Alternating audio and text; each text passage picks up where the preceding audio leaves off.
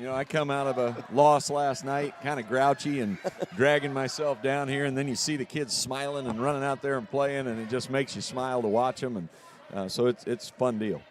Guys, reiterate that because the audio is not on. Hey, well, Coach, we're okay. So we got a first and second grade going on right now. New Home is leading Parks and Rec 2-0. We had a basket by Nolan Davis of the New Home team. That's the only scoring we got. We got Coach Langer up here, Harrisonville High School head coach, and talking to Coach Langer about the importance of youth basketball. Yeah, I think the youth basketball is really vital for the development of a program. But, maybe more importantly, I think it's just important for kids to get out and participate and to be doing things other than sitting in homes and playing on PlayStations, and they're out building relationships and making friends and learning how to win, how to lose, how to, improve yourself. But, like I was talking to you a minute ago, I think the other thing is that a lot of times high school games are won when the kids are in fifth grade, because whoever's out working the hardest and building the best fundamentals and developing the skills at an early age so they can be refined later, those guys are eons ahead of kids who aren't and programs who aren't. So it's really important from a program standpoint, but equally or more so important to just for the development of kids and having friends and all that. Well, we talked about it. I got Braxton, who's a kindergartner, and he did the skills and drills at 8 o'clock, and then he played on a first and second grade team. I wanted him to get in that competition, and it's taken him a whole year to understand the losses. Like when he loses, it was cries, it was tears, it was fits, and he's finally figured out that it makes him angry and he wants to try harder. And one of the things you talk about instilling good values in your kids. I said, I always want you to be the first one in and the last one out. So then I've got him on me leaving early in the morning. He's like, come on, Dad, we got to be the first one there. And so I'm glad that that's what they are able to do. They see the benefits of all of the hard work.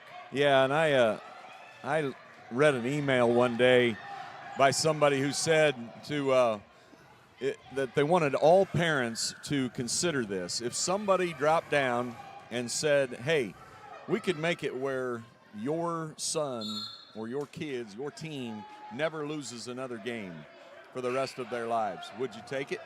And the point was that most people would probably say no, because if you never find out, that there's a level better than what you're playing now, or you never get challenged, you never get pushed to be better, then, you never really get to be your best self either. So I think it's always good for kids to build confidence and get to have some success, because success makes everybody enjoy things more.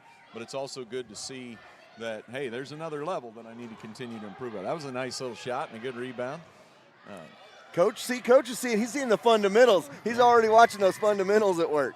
Well, and you bring up a good point. Sometimes losing is some of the most important things that you can learn, especially at this age, to understand that, you're not always going to win, and how to handle a loss. Right. Well, you either win or you learn, is I think what you try to preach to kids at this age. But anyway, and just compete. I like the way these two teams are getting after it. You can hear.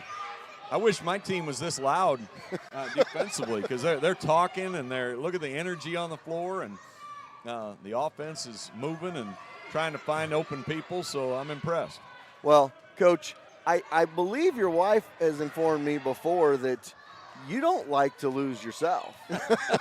No, honestly, there are days that I think I don't know how much longer I can handle, because I do get a little deeply depressed sometimes on losses. So anyway, but that's a good thing to instill. You have that fight, because then you go home and you probably sat there for a day or two trying to think, what could have I done differently to make sure that we won that basketball game. I didn't get a chance to talk to you last night. Great game. talking about at the beginning of the game, that 9-2 run they started off on, that was really the difference in the game. It really was. I mean, it's unusual because usually you see games, kind of the ebb and flow of a game. You overcome that little 9-2 deficit or whatever, but we just never did. They always kind of kept us at arm's length after that. And, credit to Warrensburg. I've been preaching it for a while to our kids that the one area of the game that they're playing at a level higher than we are is their man-to-man defense is just better than ours is right now. We got to improve. And I don't know if anybody really bought into that and believed me, but I think when we saw the pressure that they put on us and how they disrupted our flow effectively, that our kids knew we got to turn up the heat. And I did think we improved even within the game and played better basketball as the game went on. I'm going to tell you something I saw late in that ball game last night that's going to benefit you down the road is getting your 8th or 9th guy in there, Matt Stacy, comes off the bench a little bit cold, being able to knock down that clutch shot to make it a 3-point game. That's just going to make him more confident and you guys better down the road.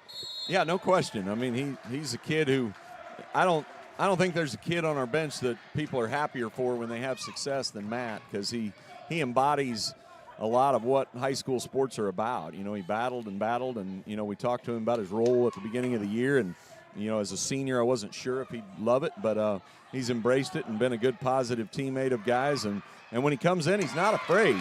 He comes in and is ready to show what he can do, and he offered us a little help there and a little hope late in the game too. So I was proud of Matt, and I was proud of our fight throughout the night, really. It was an awkward night. We had Kobe, that was at a soccer tryout that, he felt strongly about and needing to go to because he's looking ahead to his future too. And this is a tough time of year because, like with soccer, they weren't allowed to recruit. A lot of sports they weren't allowed to recruit.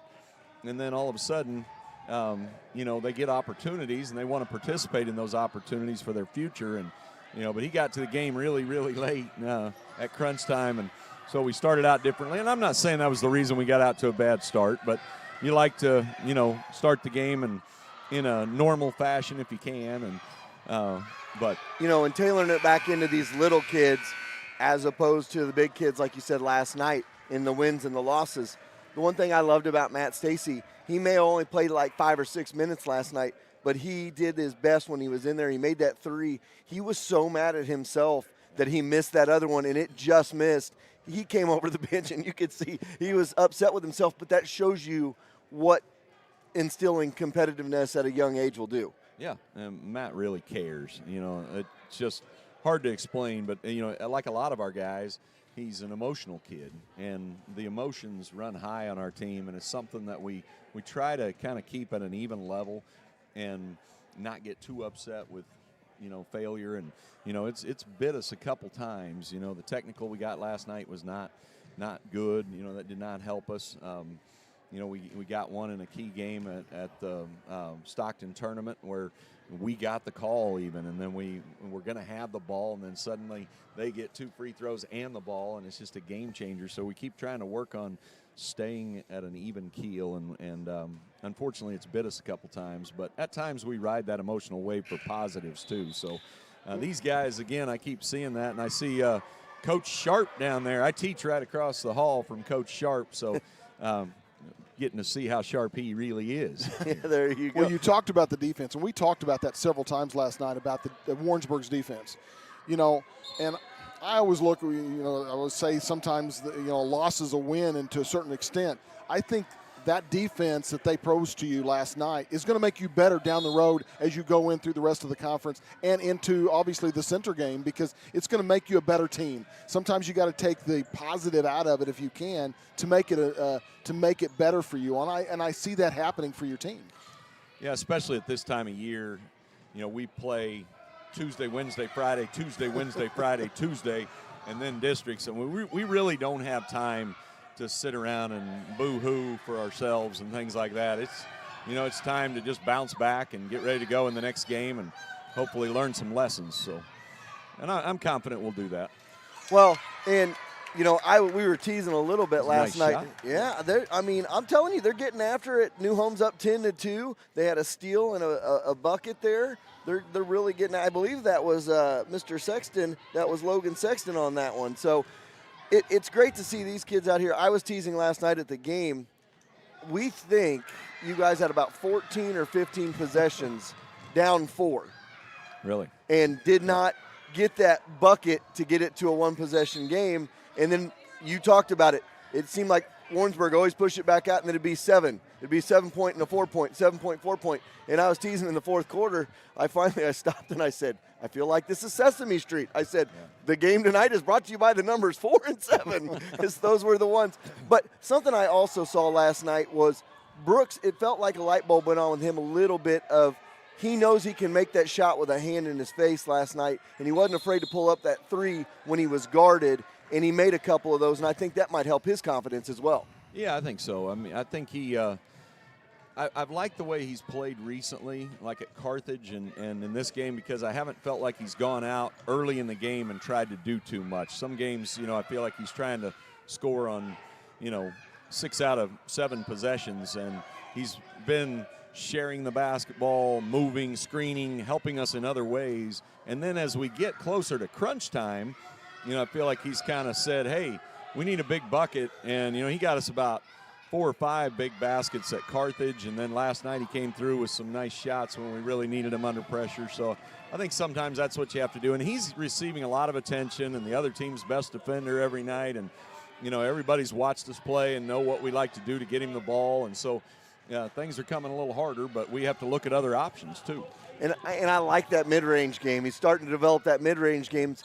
That really makes a kid really dangerous when he has that mid-range jumper, because a lot of times coaches will be like, let him shoot that 15-footer. And on your guys' side, you can be like, hey, you give us that 15-footer, we're going to take it all night. Yeah, and you notice when he drives right now, he attracts a lot of attention. And sometimes he drives that left baseline and 2-3 guys pick him up, and it's tough to find a guy. So, they take charges on him or whatever if he goes out of control. So he's had to figure out some ways to pull up and shoot it, or to skip it to the other side and let us attack over there. One of our key guys is Connor Blix. As Connor Blix goes, it opens up so much, because then they're having to defend both sides of the floor, and he might be our best shooter, just standstill shooter, So it's important we get him going. And JT is another guy, James Tiemann, who has to provide that other threat on the other side of the floor. Corbin played and did some good things last night, and we're always looking for contributions. Kennedy just continues to astound me with what that guy does. He's just such a good competitor. And you had to be reading my mind, because I was getting ready to take it to Kennedy, because unfortunately him getting those 2 early fouls kind of put him in a position where he couldn't be quite as aggressive to a certain extent, which that's what he is underneath the basket as far as rebounding. It was hard to foul last night, especially for Warrensburg. And, but Kennedy found a way to get in foul trouble, and that was frustrating. But it was a very physical game, and, I thought that should have suited him well, but he got a couple of ticky-tackles and stuff. But We mentioned that also last night. I like the way you said that, being hard to foul. So, Coach, I want to ask you, You've been coaching. You don't have to give up the actual number of years, but you've been coaching for over 2 decades. I'll just go that far. I figured that's probably around there. I've been broadcasting for 16 years. I feel like Kennedy is the best pure rebounder I've ever seen at the high school level. I would like to know your thoughts. I mean, you've been around the game of basketball 20 to 30 years. What do you think on his rebounding prowess? It's unbelievable. I probably have some guys, in my past that would be mad at me for saying this, but I would probably agree with you. I don't know if I've ever had a better rebounder, especially for just the height and the, pound for pound. I coached Bubba Starling. He was a heck of a rebounder, but I actually think that Kennedy has put up a little higher numbers than Bubba has, and so I mean, he's pretty impressive, and he's battling a 6'8", 6'9" kid on our own team for some of those, and he's battling Kyle Minching for some, and other guys. Now, every time I'm giving Brooks crud for not getting more rebounds. He's like, but we're all trying to let Kennedy get them. Okay. And he is doing it. I mean, he's getting his position most of the time to be able to put himself in that position to be able to get the rebounds. And that's what. And he can. I don't know that I've seen anybody jump just the way he jumps and can sky as high as he can. He has a great nose for the ball, and that's something that's really hard to teach. A nice little pull-up jumper by 9 there. Yeah, and that was a great steal by him. It was Klein Slaster with the steal, and right before that, Porter Cook with a good shot for Parks and Rec. So they are not making it easy for New Home. New Home has had a couple of great seasons, and they're playing well here today. And, he's got connections, Gary. We need to have. Yeah, I didn't know about. We just found out another connection that he does have. I know. I mean, maybe he can give Bubba a call. We'll just get Bubba down on a game at some point. Absolutely. Well, that'd be cool. I always hate to speak for Bubba, and but he was a great kid, a fun kid to coach, and can do some special things. And so, it's amazing what he used to do for our teams at Gardner Edgerton after he left, because just when he would walk in the gym, the quality of our practices would pick up as everybody, just like these guys admire the high school kids, everybody admires the professional athlete in the house too, and the freaky athleticism that he brought. Well, you made a good point, and I've talked about this before. I got a little one over here. He's not worried about being the next Kobe Bryant or LeBron James. He's right now worried about being the next Kennedy Atkinson or Brooks Langer. That's the kids he looks up to. And you see it, you've seen him be around the team, and when he goes to a game with me, he's wide-eyed because, Dad, that's Brooks Langer. Dad, that's Kennedy Atkinson. Like, he looks up to those guys, and that's another thing that's so important with these kids, is because when they're out on the floor at the high school level, they sometimes probably forget that there's little guys like Braxton. I know they do, and it's difficult to get those guys to understand that, and sometimes that surprises me because they all went through it too, growing up where they, my oldest son has a pair of signed shoes from a kid that he admired when he was in high school. He's probably the only person on the planet that has a pair of signed shoes from a high school player, but he still likes those. And those role models that you have, they're in the high school, those that are humble, that's the way you want your young youth to grow up, and to have that opportunity to see the kids on our team in the high school level showing that humbleness and, the work ethic that they provide, provides a lot of benefit to these youth that we're watching right now. Yeah. And we have kids that don't get the headlines, of the. That was a nice shot. Who hit that? That was number 9, Hudson Hartgrave. I think he's got about 6 or 8 straight points. And well, I think he went to -1 tattoos this morning before the game. Got him a sleeve tattoo. Yeah. And he is playing like a big man down there. He has had 6 straight points. Great pass by Tanner Sexton, by the way. The old baseball pass from way outside. There's a nice looking perimeter jumper. And, I think some of our guys that I sometimes feel bad that they don't get more individual recognition, but, Kyle Menching's a kid that, just represents everything good about high school athletics. He's a good kid in school. People love him. He's kind to everybody. He roots for guys on our bench, and I know as a parent, the parent side of me, when Brooks is struggling, I have a tendency to get negative with him, and I hear Kyle over there, kind of coaxing him on, and it's like, man, I appreciate that, even though I don't take enough time to say it. But, those supportive guys that come in and play their role hard and do good things like that, it's really cool to see. We've got a lot of guys working really hard on our JV team, and, it's been a frustrating experience for our JV kids and parents, I'm sure, this year because – we didn't have the C team this year, and so we try to keep a lot of kids for our future, and yet we end up giving Coach Person a deck of 15 guys to play. Then everybody wants to get the JV games over, so they cut them a minute in every quarter, and they only play 7-minute quarters. Number 7 just made a free throw for the Red. This is kind of a cool deal. that they do. I do like to see this. these It guys. gets everybody a chance to make a basket, and it can honestly it can swing a game sometimes too. Yeah. We've had a couple of games this year. We're down by 5 or 6, and we make our free throws. Of course, today, being a mad coach that I was on, we made 1 out of 8 free throws. I know it. And yeah. I was like, gosh. 3 in a row for the red squad. They're Oh. and then we get one here on the yellow end.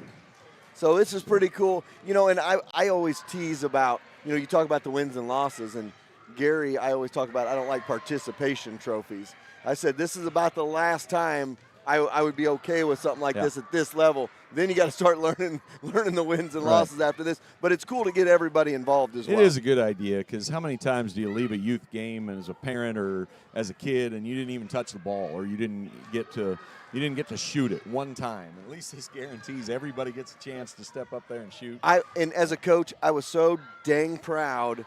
On our team, we had a kid make a shot, Asher. I don't know. I don't have his last name. I think it might be Asher Dillio. And he has not even attempted a shot all year. And he made a shot today. I was so happy for him. That's the happiest I've been. I was down there cheering. He was able to make a shot. I was just so happy for him. And that's the fun stuff at this level. It is. And it's fun at the high school level. It's fun at the college level when you see the walk-on kid come on and hit shots. You see the bench go crazy. So everybody wants a little piece of the success and be a part of it. And so, Coach, I appreciate you coming down today, watching the game, coming up and talking to us. I mean, you could probably sit here and talk basketball and sports with us all day long. Before I let you go, I'm sure your wife's ready to go home and relax for the day. What's your pick tomorrow? I've got to get it. I've got to get it. I think the Chiefs by about 10. I'd say. Well, I really won't root for either team. I don't think that both teams can lose, which is what I would prefer. But I'm not. I've never been a Tom Brady fan ever since the Tuck rule was made up. Oh, forget about that. To take a postseason run away from my Raiders, and anyway, that was such a bogus call. But anyway. But, I think Tom Brady has proven that he's pretty good after that. It wasn't just a, flash in the pan that he got a break. So, and then the thing is, the Chiefs are such good people overall, and it's hard for me to root against Patrick Mahomes. I secretly kind of like him because he is such a good guy and so talented. And he's so competitive. Oh, yeah. And I love Andy Reid. Really, if I wouldn't have made a bad decision when I was 5 years old to root for the Raiders, I would be rooting for the Chiefs. But Antonio Brown makes it difficult for me to root for the Bucs because I'm not an Antonio Brown fan at all. And so I will try. to root for the Chiefs. Well, Coach, thanks a lot again for coming up. We're going to take a timeout. We're going to talk to Coach off the air for a minute, and then we will be back with some more in the second half.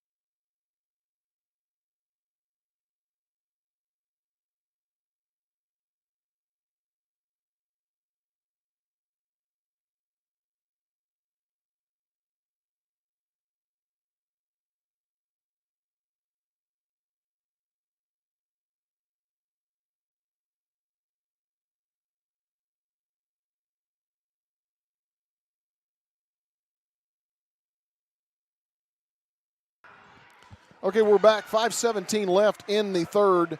It looks like it's New Home 24 after the half, and Harrisonville Parks and Recs 4. 5:05 left in the third, and got to have a chance to talk to Coach Langer about the game last night, about skills of this youth program and what it does to his program in high school, and really excited about having him up here because we didn't get to have a chance to talk to him last night. Had a long game over in Warrensburg and then obviously a long trip home, and so he wanted to get back. Nice shot there. Rebound by Hargrave, and it's a tie-up, and I'm not sure who it's going to go to. But anyway, it's great to have Coach Langer here to talk about what he thinks this program brings to his program as well. But again, we're here for a certain reason, and that is to support Hope Haven with Hoops for Hope. That's what we're doing today. Hoops for Hope. It's youth basketball. Youth basketball. This is the first and second grade teams, and I'm going to go through the rest of the schedule for today. Right now, it's first and second grade boys here at 10 o'clock. At 11, we're going to have Pleasant Hill and Harrisonville girls, first and second grade girls. At 12, we're going to have Pleasant Hill, Harrisonville game with third and fourth grade girls. At 1, we're going to have third and fourth grade boys, Grain Valley and Harrisonville. Then at 2, we're going to have fifth and sixth grade girls, Pleasant Hill and Harrisonville. At 3 p.m., we're going to have Pleasant Hill and Harrisonville fifth and sixth grade girls. And the final game of the evening is going to be, or afternoon, is going to be at 4 p.m. It's going to be fifth and sixth grade girls, Belton and Harrisonville.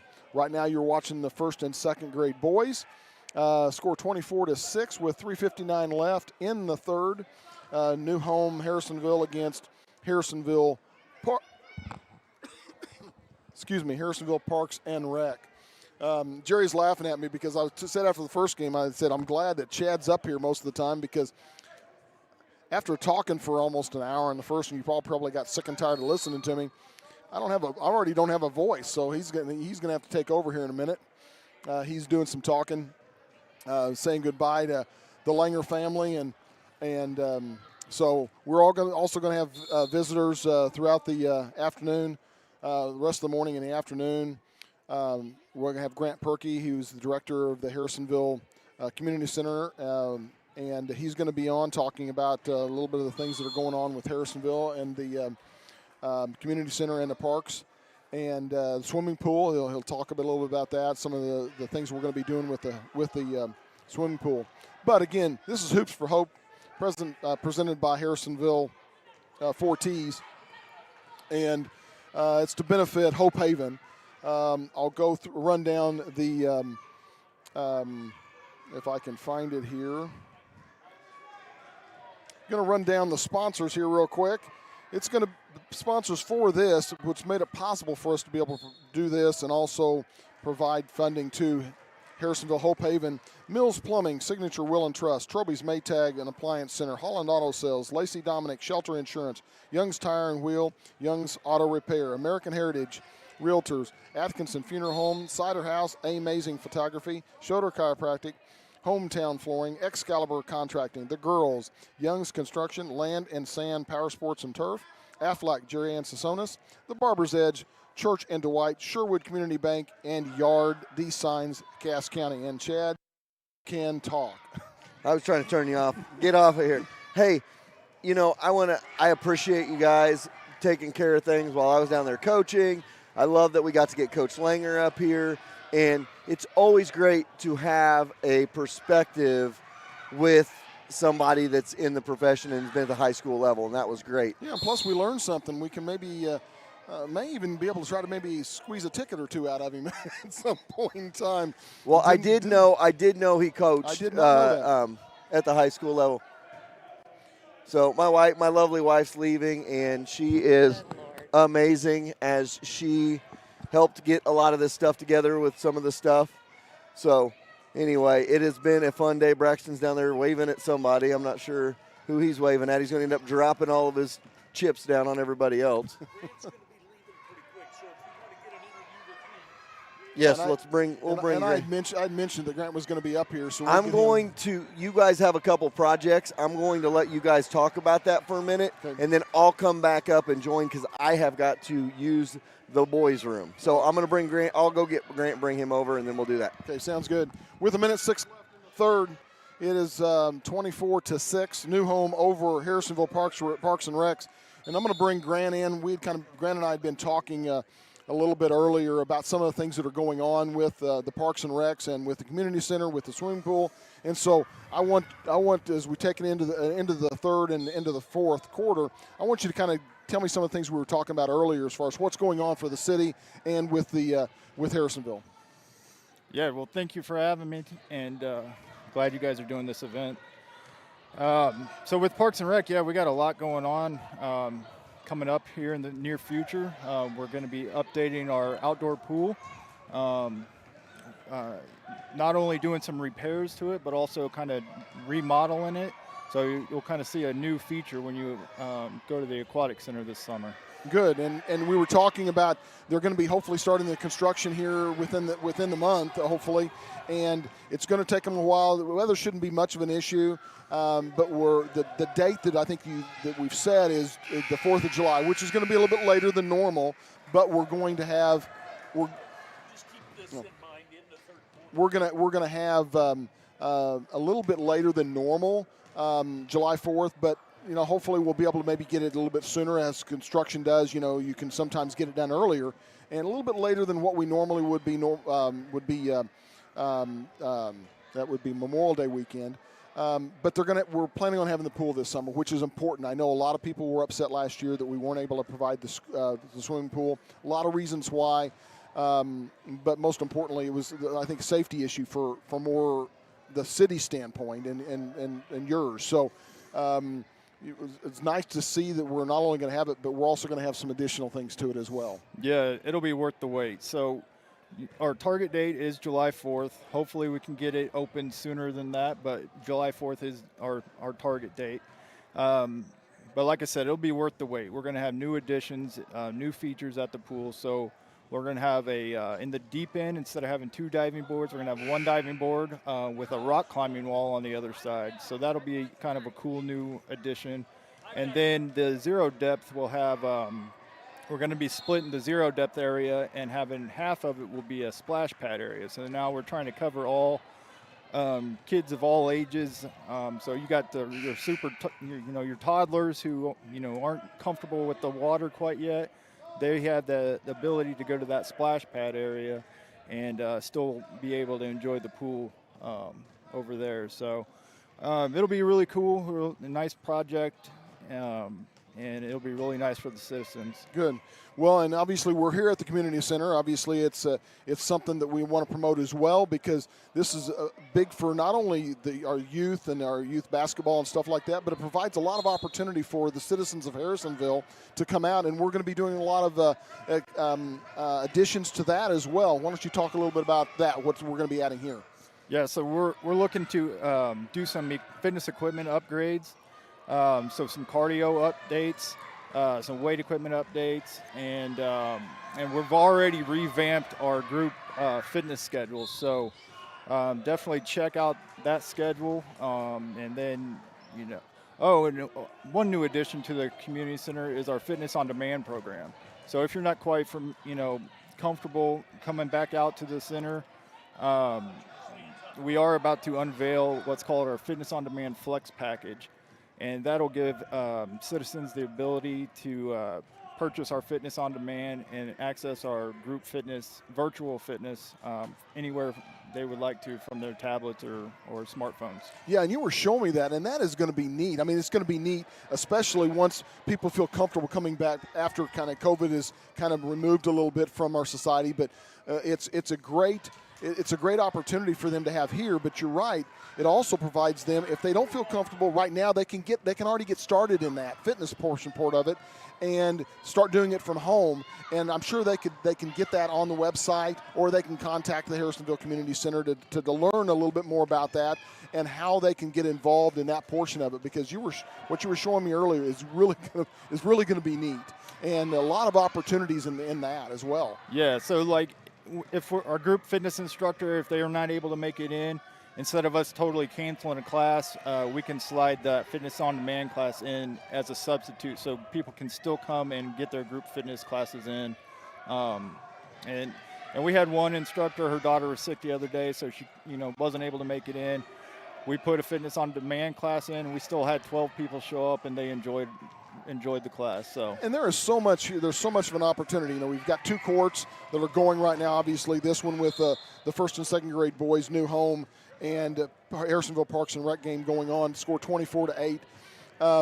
But you've also got the other court over there. You've got the running track where we're actually set up above that. You've got the track where they can make laps, and we were here at 7 o'clock, and there was already people walking on the track, utilizing the track, that portion of it.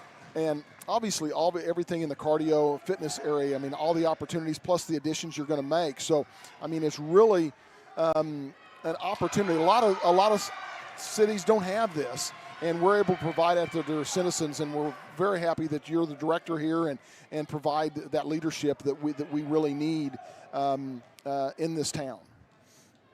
Yeah, I'm glad to be here. And like you said, this is a great facility. It's a diamond in the rough.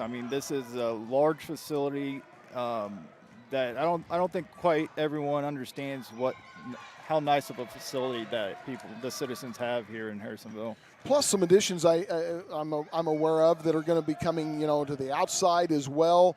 That it's going to be more opportunities for our youth and even for adults that want to take place in that. If you want to go into that a little bit and say what's going to happen there. Yeah, so luckily the park board and the board of aldermen, they approved us to get us some short-term funding this next 5 years. And that funding is going to help us not only fix the pool and update the fitness equipment, but also do some additions out here at the community center, possibly a playground that the summer camp kids could utilize.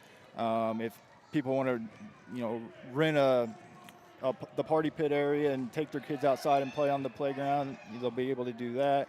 We're looking to possibly add a obstacle course outside of the community center, which would be kind of a new feature that's can't really find anywhere yet. It's kind of new to the Parks and Rec system.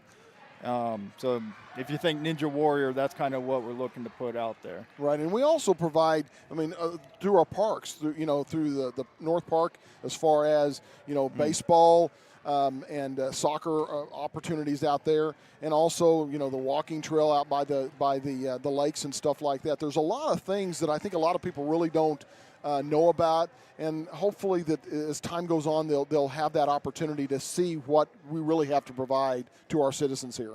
Absolutely, and that's one thing that I really want to make sure the citizens are aware of everything that we do have. Right. So we got some great young, enthusiastic rec coordinators that work for the Parks and Rec department with Danny Dalton and Seth Wansing, and they're just gonna continue to put out the programs and make sure everybody's aware of them. And so that's what we're going to try to do, is just make sure we got something for everybody out here for Good. City of Harrisonville. Well, number one, I'm getting really old because Danny Dalton had Angela in 6th grade. So the fact that she's one of the coordinators now is terrifying. I also took some college classes with Danny, so I got to know her a little bit. You do have some great coordinators.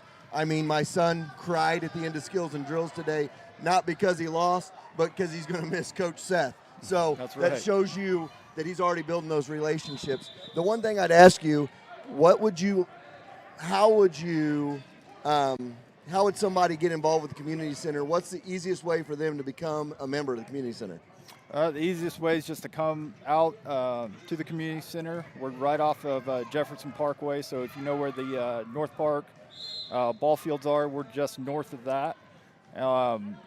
Front desk workers are great. They've been here a long time, and they know about everything that's going on here. So they'd be able to help anybody out that comes to the community center. Amy Fuller's been doing it for a long time, and I've called games of 2 of her sons over the last several years, both hardworking kids as well, and she does a great job. You do a great job up here. I was confused to who we were talking to because I have not seen Grant without a mask. I didn't really know what Grant looked like except for from the nose up. So glad that we could do this event today. I appreciate you guys allowing us to come and do the event here and helping us set things up. It's been fun so far. And the best part of this is here in about, I'd say about 15, 20 minutes, we're going to be able to present a $1,650 check to Hoops for Hope Haven.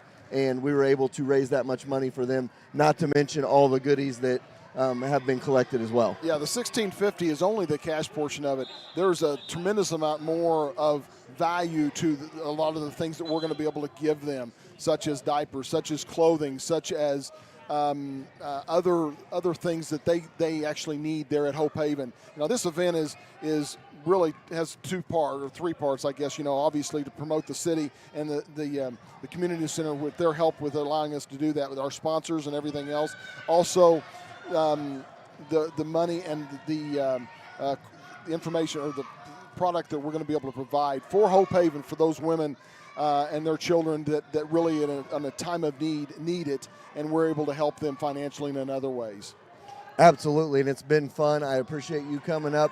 We'll get Seth on here in a little bit, talk to him as well about some of the stuff they've got going on. He did an amazing job coming in really right at the start of Skills and Drills. I know Vince Schroeder was here, and he went to, I believe, Peculiar to be their director, and Seth stepped in, and he's rocked it. I mean, he's obviously already making relationships. If my son had him for 8 weeks and was upset that he wasn't going to get to coach with him again or have him as a coach again. So things like that are awesome. I may have to con Seth into coaching one of the first or second grade teams next year because Braxton's going to be a player in the first and second grade division for 2 more years since he played as a kindergartner. So, Seth, if you can hear me over here, you may have to be coaching a first and second grade team next year. Well, Grant, thank you so very much for what you do for the city, for what you do for our parks and recs and the community center. We really appreciate you spending the time not only to help us set up and for what you do there, but also for spending the time kind of talking about the city and for the community center and stuff. So we really appreciate it, Grant. Thank you very much. It was my pleasure. I'm glad to be here in Harrisonville and look forward to doing all kinds of great things coming up. Great. So. Well, as we end this game, the score's 30-10. It's going to be New Home that's going to be prevailing over Harrisonville Parks and Recs. We've haven't really got a chance to mention a whole lot about the kids here. I'm going to go down who was playing in this game, so that way you'll have those names, and also then we'll go to our sponsors. But for New Home, going to go down the roster again for them. Maverick Bollinger, Nolan Davis, Hudson Hargrave, who made quite a few different baskets, Jackson Henderson, Brody Monran, Logan Sexton, Tanner Sexton, and Eli Wiedenman. Also for Harrisonville Parks and Recs, players were Porter Cook, Cash DeShazier, Liam Hawkins, Maverick Pettit, Eli Sharp, Klein Slooster, Easton Spangler, and Trip Williams. Let me give you a good small world story. So we had Coach Sharp was the head coach for the Parks and Rec team. Their assistant coach out here in the gray, I don't know if you can see her on the floor now. Her name is Lacey Cook. Now, it used to be Lacey Shelton. She used to play basketball at Norwood. My wife played at Mountain Grove. They played basketball against each other in high school. And now she lives up here. They live, I think, outside of Ballard or in Adrian, I think, as she may coach and teach down in Adrian. So small world thing that they're both in the same area and they played against each other in high school. So we're going to transition. We got about 12 minutes before our next game. I believe the ladies from Hope Haven of Cass County are going to be here in a few minutes, and we are looking forward to talking to them, as that is what this is benefiting all day long. So we're going to take a timeout. We'll be back with our 11 o'clock game here in about 5, 6, 7 minutes.